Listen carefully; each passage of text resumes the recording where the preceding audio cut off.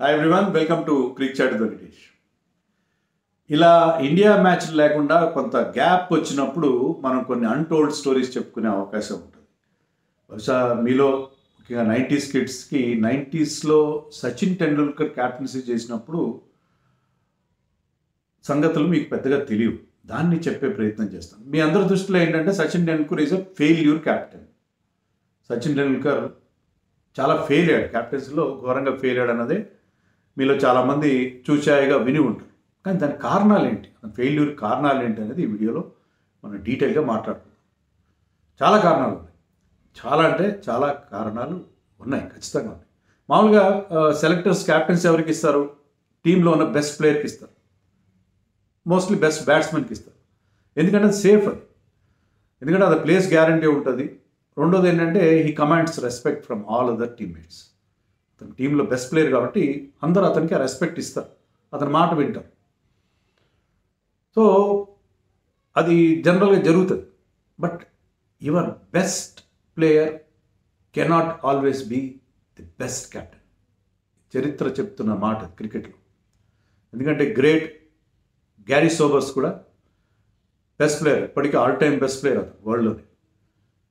But క్యాప్టెన్గా అతనికి అంత గొప్ప రికార్డు లేదు. తాజాగా మనం బాబర్ తీసుకోండి, బాబర్ ఆజం వాళ్ళ టీంలో అతనే బెస్ట్ ప్లేయర్, కానీ అతని క్యాప్టెన్సీ రికార్డు బాగాలేదు. సో సచిన్ టెండూల్కర్ కూడా అలాగే బెస్ట్ ప్లేయర్, నో డౌట్ వరల్డ్లోనే బెస్ట్ ప్లేయర్. బట్ అతని క్యాప్టెన్సీ రికార్డు అంత గొప్పగా అంటే చాలా పూర్గా ఉంది. సచిన్ టెండూల్కర్కి ఫెయిల్యూర్ అనేది తెలియదు. తన ఆల్మోస్ట్ 25 years ఇంటర్నేషనల్ కెరియర్లో టేస్టెడ్ సక్సెస్. కొన్ని ఫెయిల్యూర్స్ ఉన్నాయి, అంటే కొన్ని లాస్ ఆఫ్ ఫామ్ అందరికీ ఉంటుంది, కొంత టిప్ ఆఫ్ ఫామ్ అందరికీ ఉంటుంది. ఓవరాల్గా tasted success in every department. బ్యాటింగ్లోనే కాదు, బౌలింగ్లో కానీ, ఫీల్డింగ్లో కానీ, ఎవ్రీథింగ్. అతను ఘోరంగా ఫెయిల్ అయింది ఏంటంటే క్యాప్టెన్సీ విషయంలో. అయితే అతను అంత పోర్ క్యాప్టెనా? మరి సరైన క్యాప్టెన్ కాదు. మ్యాన్ మేనేజ్మెంట్ తెలియదు. వీళ్ళకి వచ్చిన ప్రాబ్లం ఏంటంటే ఈ గ్రేట్ ప్లేయర్స్కి వాళ్ళ లెవెల్ ఆఫ్ పర్ఫార్మెన్స్ నుంచే మామూలు అబోవ్ యావరేజ్ మిగతా ప్లేయర్స్ నుంచి కూడా ఎక్స్పెక్ట్ చేస్తారు. దానివల్ల ఏంటంటే వాళ్ళు ప్రాక్టికల్గా ఉండరు, గ్రౌండెడ్గా ఉండరు. దానివల్ల కొంచెం ప్రాబ్లం వస్తుంది. సచిన్ టెండూల్కర్ రికార్డు మనం చూస్తే ఏంటంటే చాలా పూర్గా ఉంది. అతను ఎన్ని 25 టెస్ట్ మ్యాచెస్ లీడ్ చేశాడు, చాలా ఎక్కువ పీరియడ్లో లీడ్ చేశాడు. 2 times లీడ్ చేశాడు. 96, 97లో ఒక ఫస్ట్ స్టింట్, 99, 2000లో సెకండ్ స్టింట్. 2 సార్లు కూడా ఈ అతని చాలా సక్సెస్ఫుల్ కాల్ లేదు అతని కెరీర్. 25 టెస్ట్ మ్యాచెస్లో అతను క్యాప్టెన్సీ చేస్తే దాంట్లో 4 మాత్రమే గెలిచాడు. ఆ 4 కూడా హోమ్ విక్టరీస్. 9 మ్యాచ్లో ఓడిపోయాడు, మిగతా డ్రా అయినా అనుకోండి. సో ఒక్క అవే విన్ కూడా లేదు. అంటే అప్పట్లో మన అవే విన్స్ ఎక్కువ ఉండేది కాదు బయట దేశాల్లో. 4 టెస్ట్ మ్యాచ్లు మాత్రం గెలిచాడు, 9 టెస్ట్ మ్యాచ్లు. 16 win percentage. 16 lowest Indian captains అందరిలో కపిల్ దేవ్ తర్వాత.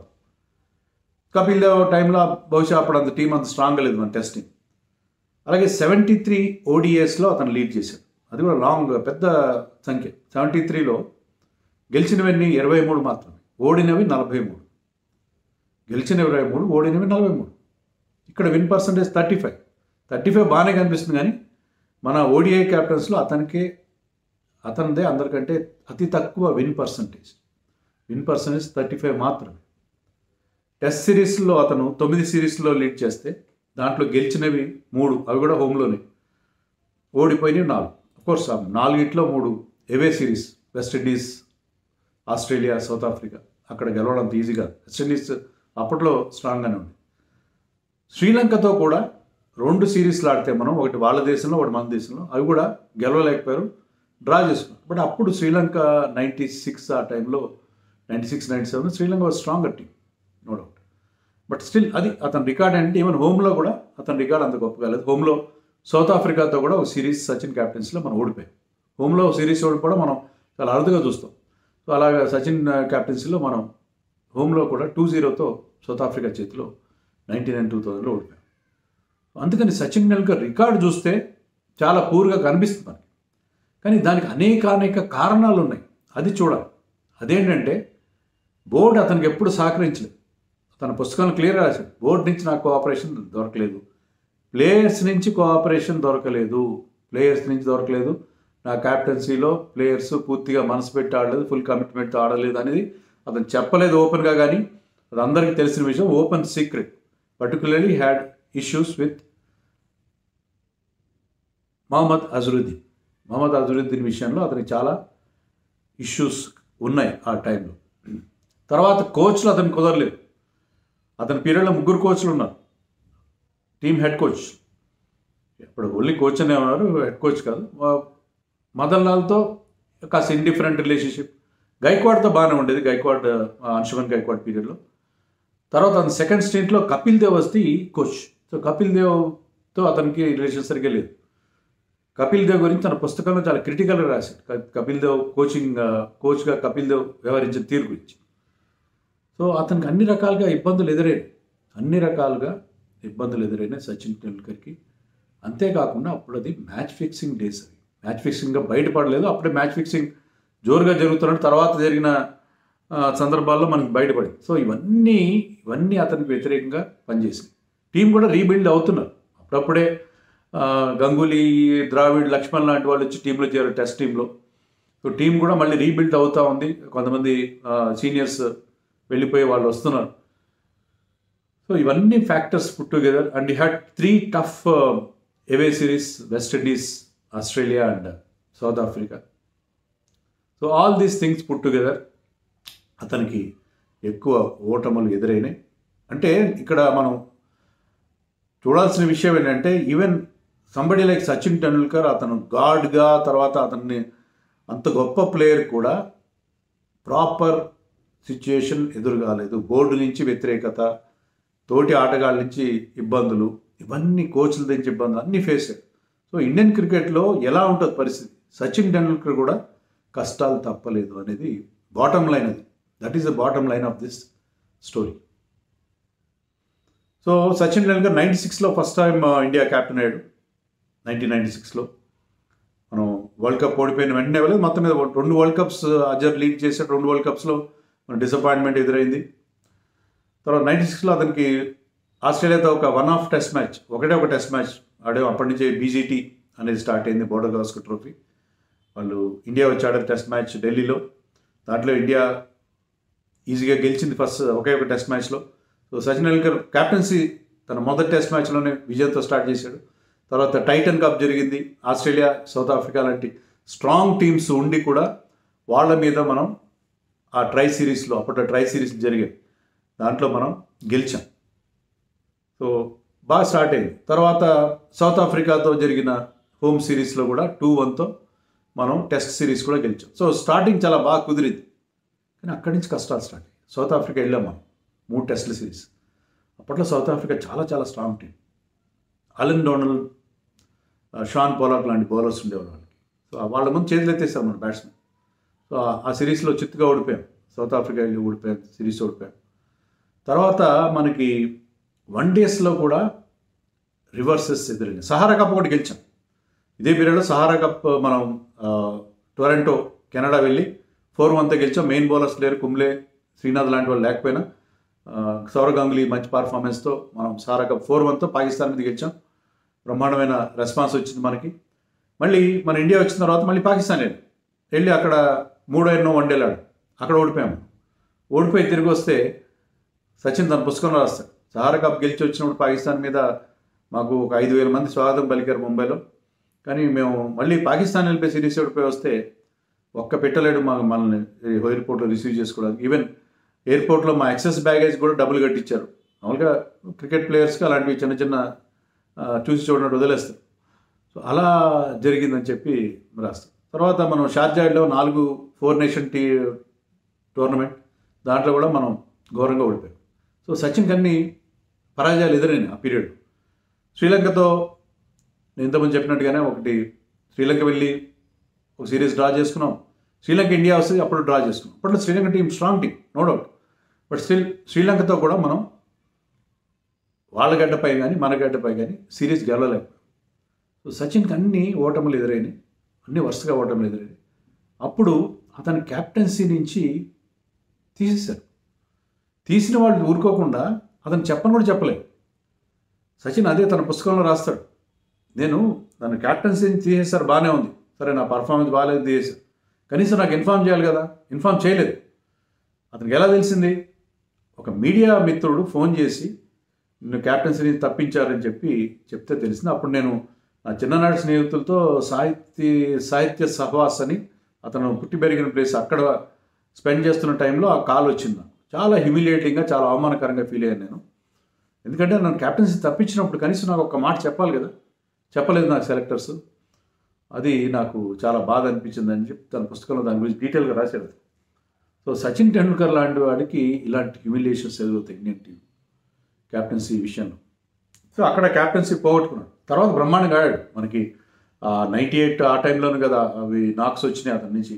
99లో పాకిస్తాన్తో ఆడిన చెన్నై నాక్ కానీ, 98లో డెజర్ట్ స్టార్మ్ కానీ, ఇవన్నీ కూడా క్యాప్టెన్సీ అయిన తర్వాత చెన్నైలో I think against Shane Warne ఆడిన నాక్ 155 ఎంతో. సో అద్భుతమైన పర్ఫార్మెన్సెస్ అప్పుడు అతని నుంచి మనం చూసాం.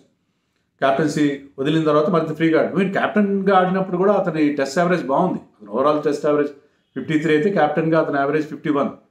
ఓడిఐ యావరేజ్ కాస్త తక్కువ ఉంది, 44 ఓవరాల్ యావరేజ్ అయితే. ఓడిఐలో యాజ్ క్యాప్టెన్ అతని యావరేజ్ 37 ఉంది. సో సచిన్ టెండూల్కర్ పర్ఫార్మెన్స్ అంతగా డిప్ కాలేదు యాక్చువల్గా అని అడిగితే. సో ఆ ఫస్ట్ స్టింట్ అయిపోయిన తర్వాత మళ్ళీ అతని క్యాప్టెన్సీ పోయింది. 99 వరల్డ్ కప్లో కూడా మనం మళ్ళీ ఓడిపోయాం. మళ్ళీ అజర్ వరుసగా 3 వరల్డ్ కప్స్ లీడ్ చేశాడు. 3 వరల్డ్ కప్స్లో కూడా మనం బాగా పర్ఫామ్ చేయలేకపోయాం. 99లో we could not even cross the group stage. So group stage కూడా దాటలేకపోయాం. తర్వాత మళ్ళీ సచిన్కి క్యాప్టెన్సీ ఇచ్చారు. 99లో మళ్ళీ సచిన్ వాజ్ మేడ్ క్యాప్టెన్. కానీ క్యాప్టెన్ చేశారు, బాగానే ఉంది, కానీ అతను అడిగిన టీం ఇవ్వట్లేదు. సో అది అతనికి వచ్చిన బాధ. ఈ లోపల నేను ఇంకోటి మిస్ అయ్యాను. ఫస్ట్ ఇంట్లో అతను 97లో మనం వెస్టిండీస్ వెళ్ళినప్పుడే సంగతి చెప్పాలి. వెస్టిండీస్ వెళ్ళినప్పుడు మనం వెస్టిండీస్లో సిరీస్లో ఫస్ట్ 2 టెస్ట్ మ్యాచెస్ డ్రా చేసుకున్నాం. థర్డ్ మ్యాచ్లో బార్బేడోస్లో జరిగింది ఆ టెస్ట్ మ్యాచ్. ఆ థర్డ్ మ్యాచ్లో మనం 140కి వాళ్ళని సెకండ్ ఇన్నింగ్స్లో ఆల్అౌట్ చేసాం. So India's target to win the test match was 120. 120 మాత్రం చేయాలి ఫోర్త్ ఇన్నింగ్స్లో. ఖచ్చితంగా గెలుస్తాం. 1971 నుంచి మనం వెస్టిండీస్లో సిరీస్ గెలవలేదు, గెలుస్తున్నాం అని చెప్పి సచిన్ ఎంతో ఆశలు పెట్టుకున్నాడు. సో ఆ ఘనత దక్కుతుంది నాకు వెస్టిండీస్లో సిరీస్ గెలిచిన అని చెప్పి ఎంతో హ్యాపీగా ఫీల్ అయ్యాడు. కానీ ఆ మ్యాచ్లో మనం దారుణంగా ఓడిపోయాం. 81కి ఆల్అౌట్ అయిపోయాం. ఓపెనర్గా ఆడిన లక్ష్మణ్ ఒక్కడే 19 రన్స్ చేశాడు. మిగతా ఎవ్వరు కూడా డబుల్ ఫిగర్స్ దాటలేదు, సింగిల్ డిజిట్లో అవుట్ అయ్యారు. మిగతా సచిన్ కూడా 4కి అవుట్ అయ్యాడు. పిచ్ డిఫికల్ట్గా ఉంది, కానీ 81కి ఆల్అౌట్ అయ్యాల్సిన పిచ్ కాదు, 120 ఈజీగా చేజ్ చేయాల్సిన పిచ్ అది అని చెప్పి సచిన్ తన పుస్తకంలో రాస్తాడు. 2 రోజుల పాటు I shut my self in my room, ఎంతో బాధపడ్డాను నేను అని చెప్పాడు. 2 రోజుల వరకు ఎవరికి కనబడకుండా రూమ్లో తలుపేసుకుని కూర్చున్నాడు. అంత ఇప్పటికీ నాకు తలుచుకుంటే నాకు చాలా బాధ అనిపిస్తుంది. అంటే ఏదో వికెట్లు అందరూ పారేసుకున్నారంట కాదు, కానీ సరిగ్గా కమిట్మెంట్ ఆడలేదన్న ఫీలింగ్ ఉంది. అది మ్యాచ్ ఫిక్సింగ్ డేస్. తర్వాత ఇది కూడా క్లౌడ్ ఆఫ్ సస్పిషన్లో ఉన్న ఒక మ్యాచ్. సో సచిన్ బాధపడడంలో అర్థం ఉంది. ఎందుకంటే ఆ మ్యాచ్లో సస్పెక్ట్స్గా భావించిన అజర్ అండ్ నయన్ మోంగి ఆడారు ఆ మ్యాచ్లో. సో తర్వాత దీని మీద కూడా ఎంక్వైరీ జరిగింది. సో సచిన్ టెండూల్కర్కి ఇలాంటివన్నీ ఇబ్బందులు ఎదురైనాయి. 99లో అప్పుడు కానీ తర్వాత నా పుస్తకంలో రాస్తాడు, జోనల్ సెలెక్టర్స్ ఉంటారు, వాళ్ళ జోన్ ప్లేయర్స్ని రాడించుకుంటారు. కాబట్టి నేను అడిగిన టీం ఎప్పుడు ఇవ్వలేదు. అభయ్ కురవళ్ళని అడిగాను నేను, కానీ ఇవ్వలేదు నాకు. ఒక సిరీస్కి నాకు 3 ఫాస్ట్ బౌలర్స్ ఉండాలి ఆ వెస్టిండీస్ లాంటి చోట, కానీ నాకు 2 ఉండేవారు ఇప్పుడు. అలాంటి విచిత్రమైన పరిస్థితి. ఒకసారి శ్రీనాథ్ ఇంజర్డ్ అయితే అతని ప్లేస్లో నోయల్ డేవిడ్ని పంపించారు. మన హైదరాబాద్ వచ్చే Noel David is an off spinner. So fast bowler injured అయితే మీకు వెస్టిండీస్ ఎవరిని పంపించాలి? మరో ఫాస్ట్ బౌలర్ని పంపాలి, ఆఫ్ స్పిన్నర్ పంపించారు. ఇలా అడిగిన ప్లేయర్స్ రాలేదు. Sachin Tendulkar was furious seeing Noel David coming as replacement. So ఇలాంటి పరిస్థితుల్లో అతనికి ఎదురైంది. ఇంకోటి చెప్తాను గమ్మత్. మనం 99-2000లో ఆస్ట్రేలియా వెళ్ళాం 3 టెస్టుల సిరీస్ ఆడడానికి. అప్పుడు మన బోర్డు సెక్రటరీ ఇప్పుడు జైషా చేసినట్టు అప్పుడు మన బీసీసీఐ సెక్రటరీ ఉన్న వ్యక్తి పేరు జయవంత్ లేలే. జయవంత్ లేలే అనే అతను చాలా బోల్డ్గా మాట్లాడుతాను, పుస్తకం కూడా రాశాడు, ఐ వాస్ దేర్ అని ఒక పుస్తకం రాశాడు. ఏదో చాలా విషయాలు బయటపెట్టాడు దాంట్లో. ఆ జయవంత్ లేలే ఏమన్నా అంటే అప్పుడు ఒక వెబ్సైట్కి ఇచ్చిన ఇంటర్వ్యూలో ఇండియా 3-0తో ఓడిపోతుంది, ఈ సిరీస్ చిత్తుగా ఓడిపోతుంది, వైట్ వాష్ చేస్తారు ఆస్ట్రేలియా అని చెప్పాడు. సో బోర్డ్ సెక్రటరీ అలా చెప్తాడు, బోర్డ్ సెక్రటరీ అలా చెప్తాడు, అలా చెప్పాడు. అది జరిగింది. 3-0తో ఓడిపోయాం మనం సిరీస్. దాంట్లోనే సచిన్ని షోల్డర్ బిఫోర్ ద వికెట్ అని అలాంటివన్నీ జరిగినాయి అక్కడ. దాంట్లో రికీ పాంటింగ్ విషయంలో కొన్ని ఇవ్వాల్సిన డిసిషన్స్, రాంగ్ డిసిషన్స్ ఇవ్వడం ఇలాంటివి జరిగినాయి. Okay, umpiring was not up to the mark in that series, but that was not an excuse. But India last 3-0, చిత్తుగా ఓడిపోయాము. ఆ సిరీస్లో సచిన్ పెట్టిన షరత్ ఏంటంటే అప్పటికే ఇంకా మ్యాచ్ ఫిక్సింగ్ పూర్తిగా బయటపడలేదు, but whatever might the reason, నాకు కొంతమంది సీనియర్ ప్లేయర్స్ నాతో కోఆపరేట్ చేయట్లేదు, వాళ్ళు ఉండడానికి వీల్లేదని చెప్పాడు. అలా అయితే నేను క్యాప్టెన్సీ తీసుకుంటాను సెకండ్ టైం అని చెప్పాడు. అతను బహుశా ఈ was aiming at players like Azharuddin and Nayan Mongia. అతను ఎప్పుడు క్లియర్గా చెప్పలేదు, కానీ అందరికీ తెలిసిన విషయం. అజరుద్దీన్ అండ్ నయన్ మోంగి అలాంటి ప్లేయర్. ఇప్పుడు ఆ సిరీస్లో ఎంఎస్కే ప్రసాద్, మన తెలుగువాడైన MSK Prasad played in that series as keeper, and somebody like Hrishikesh Kanitkar played. So మన టీంలో కాదు ఎక్స్పీరియన్స్ లోపించింది, but still he went into that tour with players like అప్పుడు మనకి వీళ్ళున్నారు కదా ప్లేయర్స్ లైక్ గంగూలీ, ద్రావిడ్, వీళ్ళందరూ ఉన్నారు కాబట్టి. So event with an young team, senior players కొంతమంది వద్దనుకున్నాడు, అదే కోరుకున్నాడు. సో టెస్ట్ సిరీస్ ఓడిపోయిన తర్వాత ట్రయాంగులర్ సిరీస్ జరిగింది. అప్పట్లో వరల్డ్ సిరీస్ కప్ జరిగింది కదా, దాంట్లో కూడా మన పాకిస్తాన్ ఆస్ట్రేలియాతో మన అపోనెంట్స్ మన ట్రై సిరీస్లో. అప్పుడు కూడా సెలెక్టర్స్ మీటింగ్ పెట్టారు, ఏంటంటే సరే టెస్ట్ సిరీస్ ఓడిపోయి ఎప్పుడైనా సీనియర్ ప్లేయర్స్ని పంపిస్తాము. Sachin said no we don't want senior players, వద్దు మాకు అని చెప్పాడు. సో అప్పుడు కూడా సీనియర్ ప్లేయర్స్ లేకుండా అక్కడ కూడా మనం ఓడిపోయి ఇంటికి వచ్చేసాం. సో అప్పుడు యాక్చువల్గా సెకండ్ టైం సచిన్ క్యాప్టెన్సీ తీసుకున్నప్పుడు మన టీమ్ కోచ్ కపిల్ దేవ్. అప్పుడు చాలా హై ఎక్స్పెక్టేషన్స్ కనిపించాయి. ఇద్దరు గ్రేట్ ఐకానిక్ ప్లేయర్స్, కోచ్గా ఒకరు, కెప్టెన్గా ఒకరు. చాలా హైప్ క్రియేటెడ్. సో వీళ్ళిద్దరు కలిసి మనకి చాలా మెరకిల్ సృష్టిస్తారని అనుకున్నాను, కానీ అలా జరగలేదు. దానికి కారణం ఏంటంటే సచిన్ అంటాడు కపిల్ దేవ్ అసలు టీమ్ మీటింగ్స్లో వాటిలో ఏం రోల్ క్యాప్టెన్ మీద వదిలేసేవాడు, అతని స్ట్రాటజీ నాకు ఎలాంటి స్ట్రాటజిక్ ఇన్పుట్స్ దొరకలేదు అతని నుంచి, అతనేం పట్టించుకోలేదని చెప్పి సచిన్ తన పుస్తకంలో రాశాడు. కపిల్ దేవ్ అంటే సచిన్ టెండూల్కర్ టీంని సరిగ్గా మేనేజ్ చేసేవాడు కాదు, టీం విషయంలో, ప్లేయర్స్ విషయంలో అతను ఎప్పుడు తన పర్సనల్ ఇష్యూసే చూసుకున్నాడు. మదన్ లాల్ కూడా అదేనా, పర్సనల్ ఫామ్ విషయంలోనే అతను ఎక్కువ వరి ఉండేది అన్నట్టుగా ఇద్దరు కూడా వ్యాఖ్యానించడం జరిగింది. సో ఇలా అసలు వాళ్ళిద్దరి మధ్య కుదరలేదు. ర్యాపో అనేది ఉండాలి, కోచ్కి కెప్టెన్కి మధ్య ఉండాలి కదా, కుదరలేదు. సో ఆ రకంగా జరిగింది. తర్వాత మనం న్యూజిలాండ్తో ఒక హోమ్ సిరీస్ ఆడాం, మనం గెలిచాం కూడా. Kapil was the coach, Sachin was the captain second స్ట్రింట్లో. అక్కడ ఒక గమ్మత్ జరిగింది. అదేంటంటే మనం థర్డ్ టెస్ట్ ఆడాడు అహ్మదాబాద్. ఆ టెస్ట్ మ్యాచ్లో మనకి 250 రన్స్తో లీడ్ ఉంది ఫస్ట్ ఇన్నింగ్స్లో. అప్పట్లో ఏంటంటే ఫాలో ఆన్ పక్క ఇంప్లిమెంట్ చేసేవారు. కానీ సచిన్ జయవంత్ లేలే రాసిన పుస్తకం ఐ వాజ్ దేర్ అనే పుస్తకంలో ఏం రాశాడంటే, అది బీసీసీఐ సెక్రటరీ చెప్పాను కదా, అతను రాసిన పుస్తకంలో ఏంటంటే సచిన్ టెండూల్కర్ తన అపోనెంట్ క్యాప్టెన్ చెప్పాడు, న్యూజిలాండ్ క్యాప్టెన్కి మేము ఫాలో ఆన్ ఎన్ఫోర్స్ చేస్తున్నాం. I think Stephen Fleming was the captain at the time. Umpires చెప్పాడు మేము ఫాలో ఆన్ ఎన్ఫోర్స్ చేస్తున్నాం అని చెప్పి. కానీ అని చెప్పి వచ్చిన తర్వాత డ్రెస్సింగ్ రూమ్ వచ్చిన తర్వాత Kapil Dev coach said no, మన బౌలర్స్ అందరూ అలసిపోయారు, నువ్వు ఫాలో ఆన్ చేయాల్సిన వీళ్ళే అని చాలా గట్టిగా సచిన్ టెండూల్కర్ని ఆర్డర్ చేశాడు కపిల్. సో అలాంటి కపిల్ దేవ్ లాంటి వ్యక్తి చెప్పిన తర్వాత సచిన్ దాన్ని నో అనే పరిస్థితిలో లేడు. సో అతను మళ్ళీ వెళ్ళి ఇన్ఫార్మ్ చేశాడు వాళ్ళకి, లేదు ఫాలో ఆన్ ఎన్ఫోర్స్ చేయట్లేదు, వీఆర్ బ్యాటింగ్ అగైన్ అని. సో దానివల్ల వాళ్ళకి సరైన సఫిషియంట్ టైం దొరకలేదు మన టీంకి. వాళ్ళు న్యూజిలాండ్ ఆ మ్యాచ్ డ్రా చేస్తున్నారు. సో దాని మీద తర్వాత మ్యాచ్ ఫిక్సింగ్ బయటపడిన తర్వాత ఆ మ్యాచ్ విషయంలో కూడా ఎంక్వైరీ జరిగింది. But Kapil Dev was given a clean chit. కానీ సచిన్ టెండూల్కర్ కూడా ఏం చెప్పాడంటే తర్వాత it was a team decision not to enforce follow అని చెప్పి అన్నాడు, because he never wanted controversy. So ఇలాంటివి చాలా ఇన్సిడెంట్స్ జరిగిన తర్వాత మనం ఆస్ట్రేలియా నుంచి ఇండియా వచ్చేసి we are supposed to play a 2-match series against 2-match test series against south Africa. ఆ టైంలో అప్పటి మేనేజర్ ఒక రిపోర్ట్ ఇచ్చాడు, ఆస్ట్రేలియా టూర్ సీజన్ రిపోర్ట్ ఏంటంటే సీనియర్ ప్లేయర్స్ లేకపోవడం వల్ల మనం ఓడిపోయాం, వన్డే సిరీస్లో కానీ టెస్ట్ సిరీస్లో కానీ సీనియర్ ప్లేయర్స్ని పెట్టాలి. So they wanted to selectors wanted to bring back Azhar, but Sachin wanted no. అయితే సచిన్ అర్జెంటుగా క్యాప్టెన్సీ వదిలేసుకోడు, సిరీస్ స్టార్ట్ అవ్వబోతుంది. టీమ్ అనౌన్స్ చేయడానికి మీడియా కాన్ఫరెన్స్ అనౌన్స్ చేశారు. అప్పుడు సచిన్ ఏం చేశాడంటే తన ఫ్రెండ్ ఒకరిని పిలిచి ఒక పేపర్ పెన్ తెప్పించుకున్నాడు, రెసిగ్నేషన్ లెటర్ రాసి. ఆ మీడియా కాన్ఫరెన్స్ యాక్చువల్గా బీసీసీఐ సెక్రటరీ అడ్రస్ చేయాలి, కానీ సచిన్ కూడా అటెండ్ అయ్యాడు.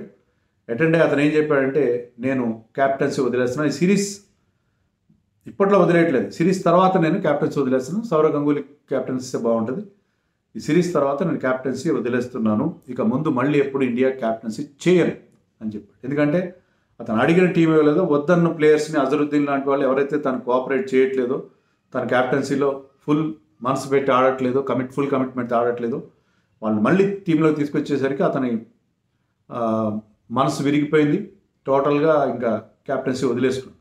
సో సచిన్ టెండూల్కర్కి ఇలాంటి పరిస్థితి జరిగింది. మళ్ళీ అతనికి అనేక సందర్భాల్లో క్యాప్టెన్సీ ఆఫర్ చేశారు, పుస్తకంలో కూడా రాశాడు. 2007లో ద్రావిడ్ కూడా ఇలాగే క్యాప్టెన్సీ రిజైన్ చేశాడు ఇంగ్లాండ్లో సిరీస్ గెలిచిన తర్వాత. ఎందుకంటే ఇండియా క్యాప్టెన్సీ అనేది ముళ్ళ కిరీటం.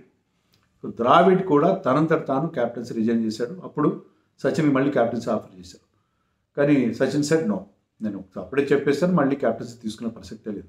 తర్వాత మళ్ళీ 2008 తర్వాత 9 తర్వాత ఎప్పుడో కుంబ్లే క్యాప్టెన్సీ వదిలేసిన తర్వాత మళ్ళీ అడిగారు, కానీ సచిన్ మళ్ళీ కూడా క్యాప్టెన్సీ తీసుకోలేదు, ఎప్పటికీ తీసుకోలేదు. So Sachin bad captain. Ranji trophy గెలిచాడు ముంబై క్యాప్టెన్గా ఒకసారి. ముంబై ఇండియన్స్ని ఐపీఎల్లో లీడ్ చేశాడు. అతను ఐపీఎల్ రికార్డ్ బాగానే ఉంది, 51 మ్యాచెస్లో 30 మ్యాచెస్ గెలిచాడు, 21 ఓడిపోయాడు, 58%, ఆల్మోస్ట్ 59% విన్ పర్సెంటేజ్ ఉంది. టైటిల్ గెలవలేదు, రికీ పాంటింగ్ కూడా ముంబై ఇండియన్స్ టైటిల్ గెలిపించబట్టలేదు, రోహిత్ శర్మ కానీ ముందు వీళ్ళిద్దరు క్యాప్టెన్సీ చేశారు. But Sachin is not that bad captain. కానీ నేను చెప్పిన ఈ ఫ్యాక్టర్స్ అన్నీ అనేక ఫ్యాక్టర్స్ వల్ల అతని క్యాప్టెన్సీ మరీ దారుణంగా మనకి కనిపించింది. సో సచిన్ టెండూల్కర్ వాటికి ఇలాంటి పరిస్థితులు అయితే మీరు ఊహించుకోండి, ఇండియన్ క్రికెట్లో క్యాప్టెన్ చేయడం అంత కష్టం, ఇండియన్ క్రికెట్లో ఉండే రాజకీయాలు ఎలా ఉంటాయనేది మీకు ఒక ఝలక్ ఈ వీడియో ద్వారా మీకు అందిస్తాను.